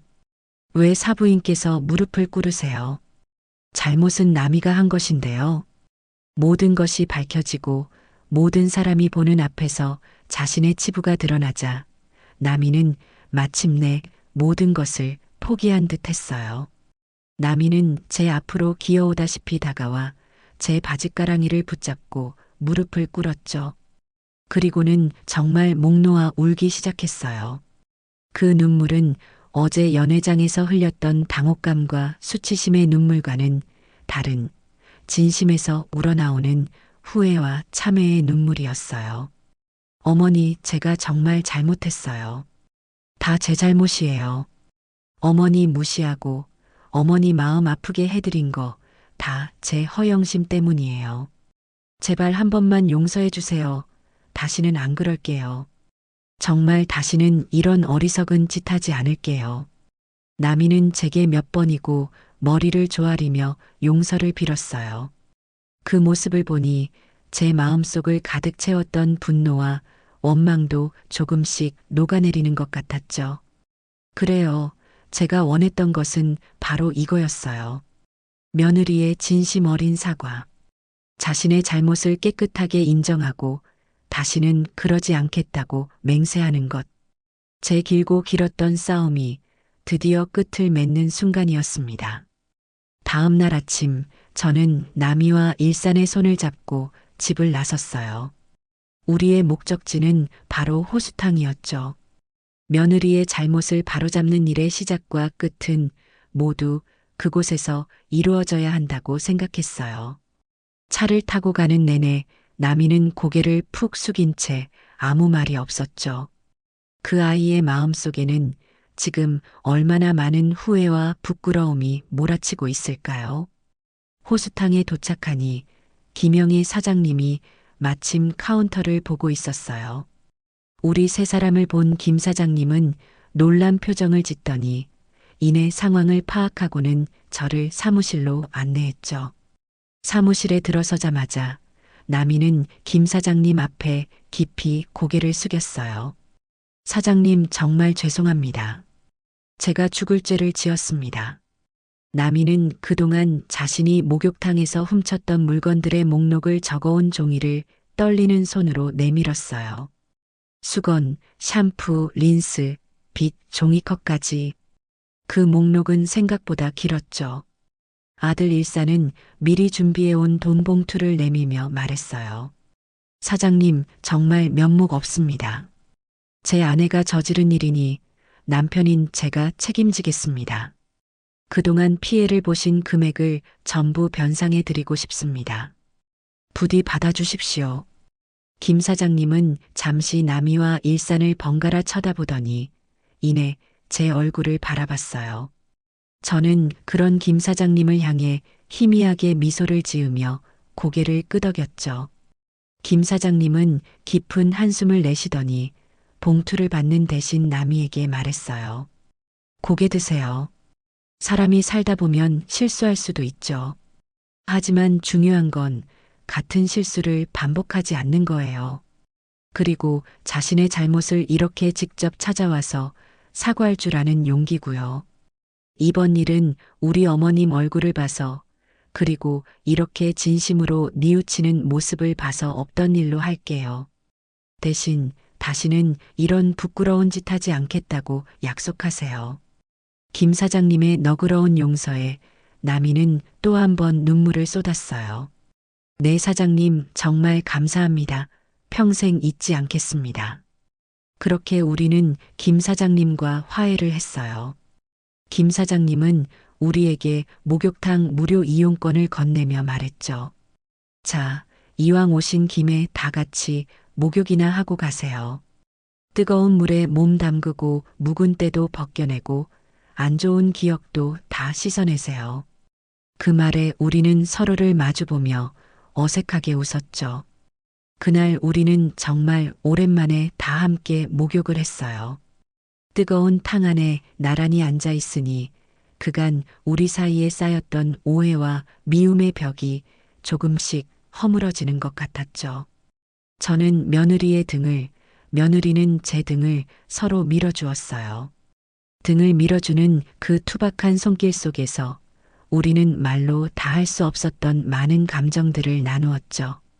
나미는 제 등을 밀어주며 나지막이 말했어요. 어머니, 정말 죄송했어요. 그리고 감사해요.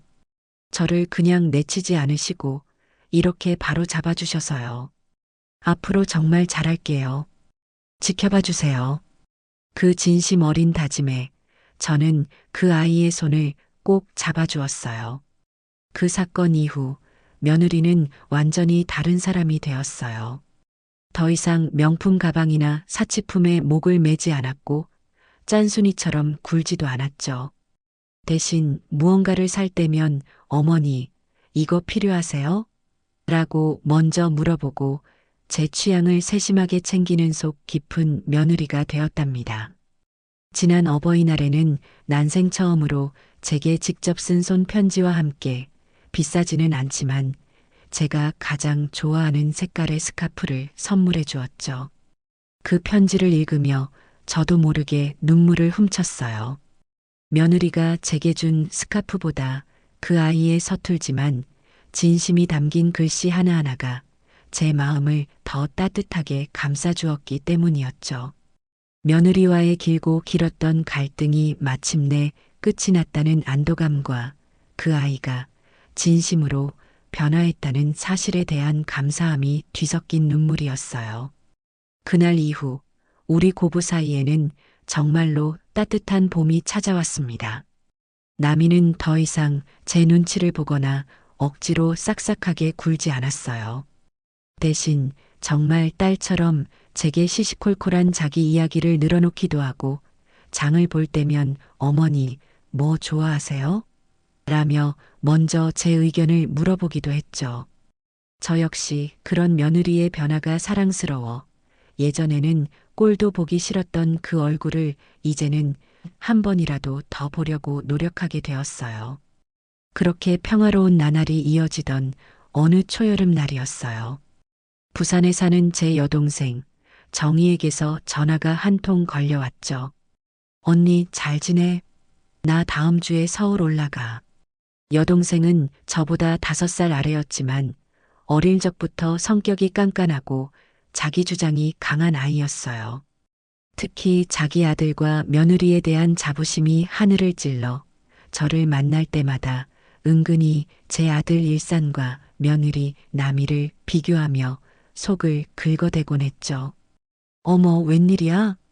갑자기 서울에는 무슨 일로? 제 질문에 동생은 목소리를 한껏 높여 자랑하듯 말했어요. 우리 사위 알지? 이번에 회사에서 최연소 부장으로 승진했잖아. 그래서 서울 본사로 발령받아서 집 알아보러 같이 가는 거야. 가는 김에 언니 얼굴도 보고 가려고. 그 말을 듣는 순간 제 마음속에 작은 불안감이 싹 텄어요. 아니나 다를까 동생은 본론을 꺼냈죠. 언니, 내가 들은 소문이 있는데 작년에 사돈어른 칠순 잔치에서 좀 안 좋은 일이 있었다며? 말들이 많더라고. 요즘은 괜찮고? 역시나였어요. 아마 잔치에 참석했던 먼 친척 중 누군가가 말을 옮긴 모양이었죠. 소문이라는 것이 의뢰 그렇듯 좋은 이야기는 축소되고 나쁜 이야기는 부풀려져 동생의 귀에까지 들어갔을 게 뻔했어요. 저는 애써 태어난 목소리로 대답했죠. 아이고, 지난 일을 뭐하러 이야기하니. 다 잘 해결됐고 지금은 아무 문제 없이 잘 지낸다. 정말이야? 그래도 그렇지, 언니.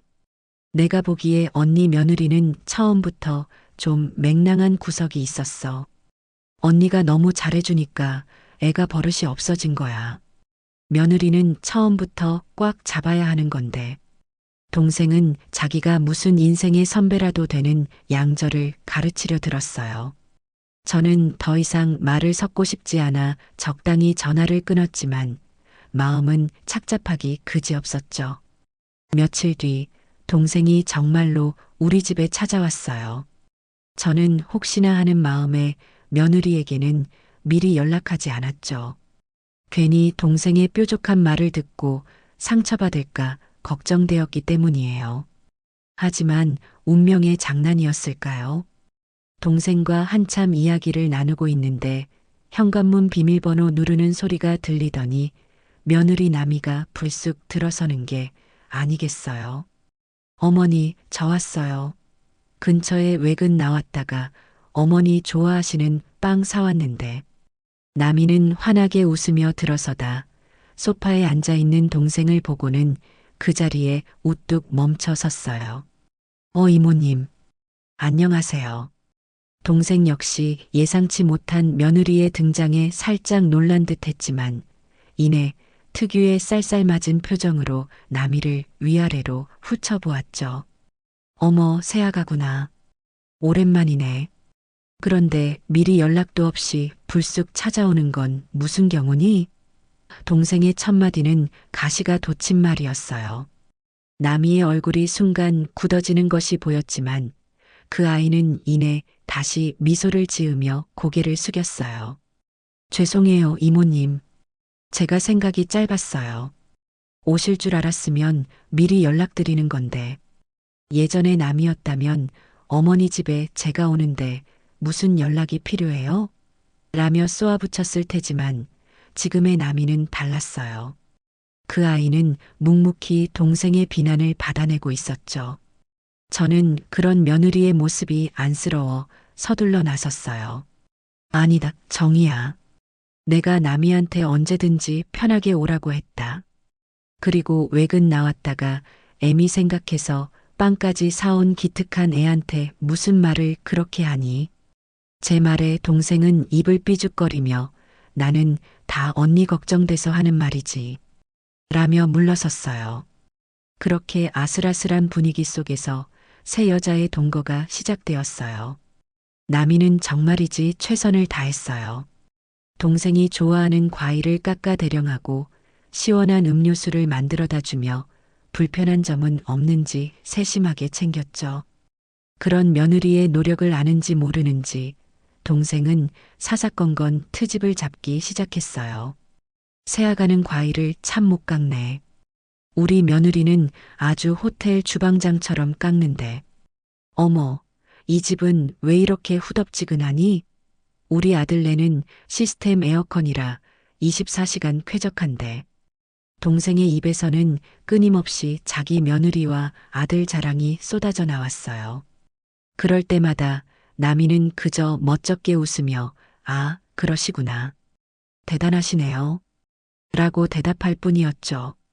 저는 속에서 부글부글 화가 끓어올랐지만 꾹 참았어요. 지금 제가 나서면 오히려 나미가 더 난처해질 것 같았기 때문이에요.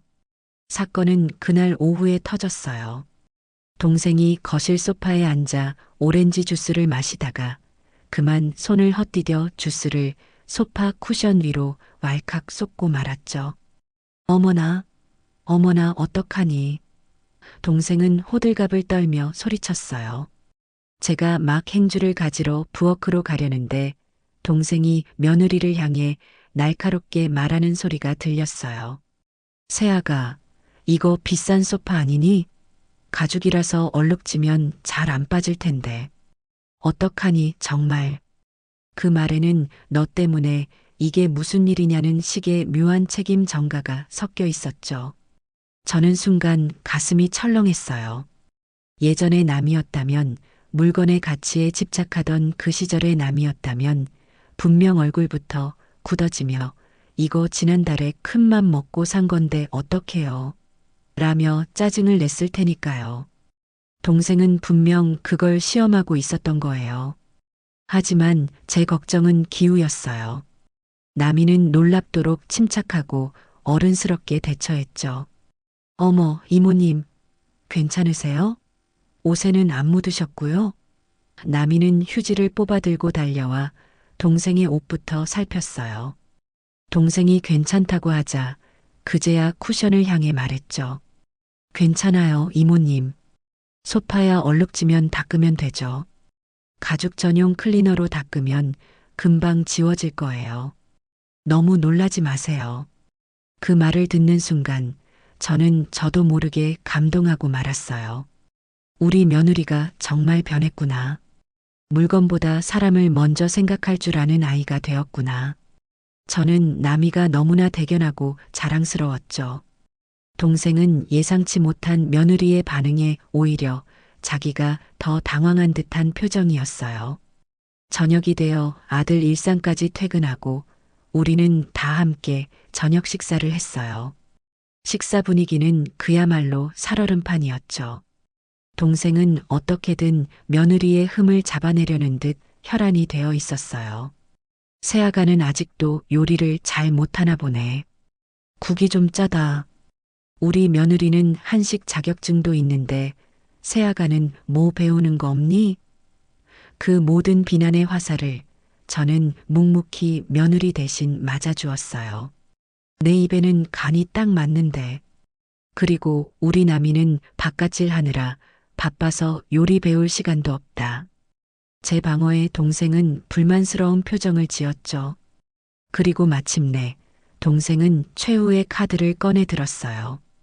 더 이상 참을 수 없다는 듯 수저를 탁 내려놓으며 정면으로 며느리를 공격하기 시작했죠. 세아가, 내가 오늘 보니까 사람은 참 착한 것 같은데 그래도 그렇지. 작년에 그 일은 대체 어떻게 된 거니? 아무리 생각이 없어도 그렇지. 어떻게 시어머니한테 목욕탕 수건을 선물할 생각을 다 하니? 우리 집에는 정말 상상도 못할 일이다. 동생의 직접적인 공격에 식탁의 분위기는 꽁꽁 얼어붙었어요. 남이의 얼굴은 새하얗게 질려 수저를 든 채 그대로 굳어버렸고 아들 일산은 분노로 얼굴이 벌개졌죠. 이모. 일산이 소리치려는 순간이었어요. 저는 조용히 손을 들어 아들을 제지했어요. 그리고는 제 동생, 정의를 똑바로 쳐다보며 나지막이 가지만 그 누구도 거역할 수 없는 단호한 목소리로 말했죠. 정의야, 그만하거라. 제 말에 동생은 기세등등하던 표정을 거두고 저를 쳐다봤어요. 저는 말을 이었어요. 사람은 누구나 다 실수를 하고 살아. 너도 그렇고 나도 그렇고. 하지만 자기 잘못을 깨끗하게 인정하고 다시는 그런 실수를 반복하지 않으려고 노력하는 게 더 중요한 거야. 그리고 그런 사람에게 과거의 잘못을 들춰내며 상처를 주는 건 아주 못나고 어리석은 행동이고. 저는 잠시 숨을 고른 뒤 굳어있는 며느리의 손을 따뜻하게 잡아주며 말했어요. 우리 남이 작년에 분명 큰 잘못을 했지. 하지만 그 아이는 자신의 잘못을 누구보다 아프게 뉘우쳤고 지난 1년 동안 더 좋은 사람이 되기 위해 정말 많이 노력했단다. 나는 다 봤어. 나는 지금 자기 잘못을 덮으려고만 하는 완벽한 며느리보다 자신의 부족함을 인정하고 변화하려고 노력하는 우리 남이가 세상 그 어떤 며느리보다 더 대견하고 자랑스럽단다. 제 말이 끝나자 식탁에는 칼로 베인 듯한 무거운 침묵이 흘렀어요. 동생 정희는 마치 찬물을 뒤집어 쓴 사람처럼 얼굴이 벌개져서 아무 말도 하지 못했고 아들 일사는 저를 존경과 안도가 뒤섞인 눈빛으로 바라보고 있었죠. 그리고 제 옆에 며느리 나미는 어깨를 들썩이며 조용히 눈물을 뚝뚝 흘리고 있었어요. 그건 슬픔이나 부끄러움의 눈물이 아니었어요. 그건 자신이 받은 상처를 자신을 가장 미워했을 거라고 생각했던 시어머니가 직접 나서서 감싸주고 변호해 주었다는 사실에 대한 깊은 감동과 감사의 눈물이었죠. 저는 조용히 며느리의 어깨를 감싸 안아 주었어요. 괜찮다. 이제는 다 괜찮다. 하는 무언의 위로를 담아서요. 그날 저녁 식사는 그렇게 끝이 났어요. 동생은 입맛이 없다며 먼저 자리에서 일어나 손님방으로 들어가 버렸고 저와 아들, 며느리는 말없이 남은 음식을 정리했죠. 어색할 법도 한데 이상하게도 우리 세 사람 사이에는 편안하고 따뜻한 기운이 감돌았어요. 마치 큰 전쟁을 함께 치르고 난 전우들처럼요. 설거지를 하는 며느리의 뒷모습을 아들은 사랑스럽다는 듯 가만히 지켜보고 있었어요. 그 아이의 눈빛은 예전처럼 아내의 눈치를 보는 불안한 눈빛이 아니라 한 명의 온전한 인격체로서 아내를 존중하고 아끼는 성숙한 남편의 눈빛이었죠. 동생이 방으로 들어간 뒤 아들이 제게 다가와 조용히 말했어요. 어머니, 오늘 정말 감사했습니다. 그리고 존경합니다. 아들의 진심 어린 한마디에 저는 그저 웃으며 아들의 어깨를 두드려 주었죠. 됐다. 내가 내 식구 감싸는 게 뭐 그리 대단한 일이라고. 너는 이제 남이 옆에 가서 위로해 주거라. 오늘 많이 놀랐을 게다. 제 말에 아들은 고개를 끄덕이고는 며느리에게로 향했어요. 그날 밤 저는 잠이 오지 않아 거실 소파에 앉아 멍하니 창밖을 바라보고 있었어요. 그때 며느리 나미가 조용히 제 옆으로 다가와 앉았죠. 손에는 따뜻한 대추차 두 잔이 들려 있었어요. 어머니, 잠 안 오세요? 따뜻한 차 한 잔 드세요. 우리는 한참 동안 아무 말 없이 차만 마셨어요. 창밖의 달빛이 거실 안으로 은은하게 쏟아져 들어왔죠. 어머니 한참 만에 며느리가 저를 불렀어요. 그 아이의 목소리는 아직도 살짝 잠겨 있었죠. 오늘 정말 감사했어요. 저는 이모님 말씀이 다 맞는 말씀이라서 사실 아무 말도 할 수가 없었어요. 제가 저지른 잘못이니까 평생 제가 안고 가야 할 십자가라고 생각했거든요. 그래서 누가 저를 손가락질하고 비난해도 다 감수해야 한다고 생각했어요. 그런데 어머니께서 제 편을 들어주실 줄은 정말 꿈에도 몰랐어요. 저 같은 걸 어머니께서 감싸주실 줄은. 며느리는 끝내 말을 잇지 못하고 다시 눈물을 글썽였어요. 저는 찻잔을 내려놓고 며느리의 손을 따뜻하게 잡아주었어요. 남이야, 내 어머니. 이제 다시는 너 자신을 저 같은 거리라고 부르지 말거라. 제 단호한 말에 며느리는 고개를 들어 저를 바라봤어요. 너는 더 이상 과거의 잘못에 얽매여 사는 아이가 아니야. 너는 지난 1년 동안 누구보다 열심히 노력했고 완전히 새로운 사람으로 다시 태어났어. 내가 그걸 받고 내가 그걸 인정한다. 그러니 너 자신도 이제 너를 용서해 주어야 해. 저는 며느리의 눈을 똑바로 바라보며 말을 이었어요. 내가 오늘 정의 앞에서 네 편을 든 건 단지 며느리라서가 아니야. 내 동생 앞에서 내 자존심을 세우려고 그런 것도 아니고 나는 정말로 지금의 너가 너무나 대견하고 자랑스러워서 그랬단다. 사람은 누구나 실수를 해. 하지만 그 실수를 딛고 일어서서 더 좋은 사람이 되는 건 아무나 할 수 있는 일이 아니거든. 너는 그걸 해냈어. 그러니 이제 너는 잘못을 저질렀던 며느리가 아니라 그냥 내 며느리고 내 딸이다. 제 말이 끝나자 며느리는 참았던 울음을 터뜨리며 제 품에 안겼어요. 저는 그런 며느리의 등을 가만히 토닥여 주었죠. 우리는 한참 동안이나 그렇게 서로를 부둥켜 안고 있었어요. 그 순간 우리는 더 이상 불편한 시어머니와 며느리 사이가 아니었어요.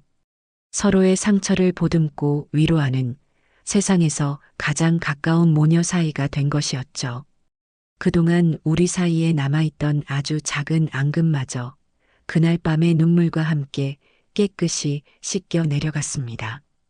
다음 날 아침 동생 정희는 어색한 표정으로 아침상에 앉았어요. 밤새 무슨 생각을 했는지 얼굴이 her숙해 보였죠. 식사를 마친 뒤 동생은 서울에 온 목적인 집을 보러 가야 한다며 짐을 챙기기 시작했어요. 그리고 현관을 나서기 전 잠시 머뭇거리더니 저와 며느리에게 다가왔죠. 동생은 제게 먼저 고개를 숙였어요. 언니 미안해. 내가 어제는 너무 말이 심했어.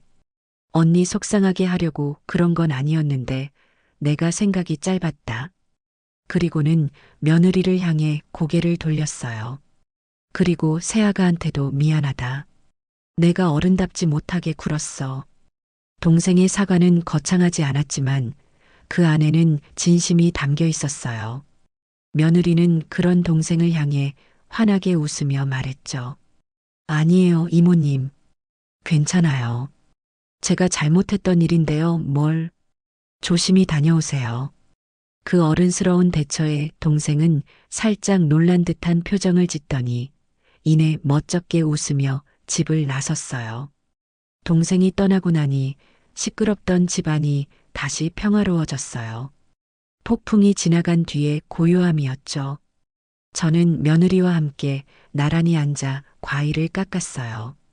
어머니, 오늘 저녁도 저희 집에서 드실래요? 어제 이모님 때문에 제대로 식사도 못 하셨잖아요. 제가 맛있는 거 해드릴게요. 며느리의 말에 저는 웃으며 고개를 끄덕였죠. 그러렴. 오늘은 우리 며느리 솜씨 좀 제대로 구경해 볼까? 그날 저녁 저는 아들 내외의 집으로 향했어요. 예전에는 그토록 가기 싫었던 그 공간이 이제는 세상에서 가장 편안하고 아늑한 곳처럼 느껴졌죠. 며느리는 서툴지만 정성껏 저녁상을 차렸고 우리는 함께 둘러앉아 즐겁게 식사를 했어요. 식사를 하며 어릴 적 동생과 다투었던 이야기, 아들 일산이 어렸을 때 저질렀던 실수담 같은 시시콜콜한 이야기들을 나누며 한참을 웃었죠. 식사를 마치고 거실에 앉아 있는데 며느리가 제게 작은 상자 하나를 내밀었어요. 어머니, 이거요. 상자 안에는 예쁜 자수가 놓인 손수건이 들어 있었죠. 어머니 우실 때 쓰시라고요. 며느리의 짓궂은 농담에 저는 웃음을 터뜨렸어요. 아이고, 이제 내가 울 일이 뭐가 있다고. 앞으로는 기뻐서 우실 일만 있을 거 아니에요. 그 말에 우리는 또 한 번 마주보며 환하게 웃었어요. 집으로 돌아오는 길, 저를 바래다주는 아들 내외의 차 안에서 저는 창밖의 야경을 바라보며 생각에 잠겼어요. 호수탕 사건은 제 인생에 있어서 참으로 아프고 힘든 시련이었죠. 하지만 그 시련이 있었기에 우리는 서로의 소중함을 깨닫고 더 단단한 가족으로 거듭날 수 있었어요. 용서란 단순히 누군가의 잘못을 덮어주는 것이 아니라는 것을 깨달았어요. 진정한 용서는 그 사람이 변화할 수 있도록 믿고 기다려주고 세상의 모든 비난으로부터 그 사람을 지켜줄 수 있는 방패가 되어주는 것이라는 걸 말이에요. 이제 제 마음속에는 더 이상 며느리에 대한 미움이나 원망이 남아있지 않아요. 그 자리에는 딸처럼 사랑스러운 며느리와 든든한 아들이 꽉 채우고 있죠. 시련이라는 뜨거운 불길이 우리를 감쌌지만 우리는 그 불길 속에서 서로의 불순물을 모두 태워버리고 더 순수하고 빛나는 진짜 가족이 된 것이었습니다. 창밖의 도시의 불빛들이 마치 우리의 밝은 미래를 축복해주는 것처럼 유난히 반짝이는 밤이었습니다.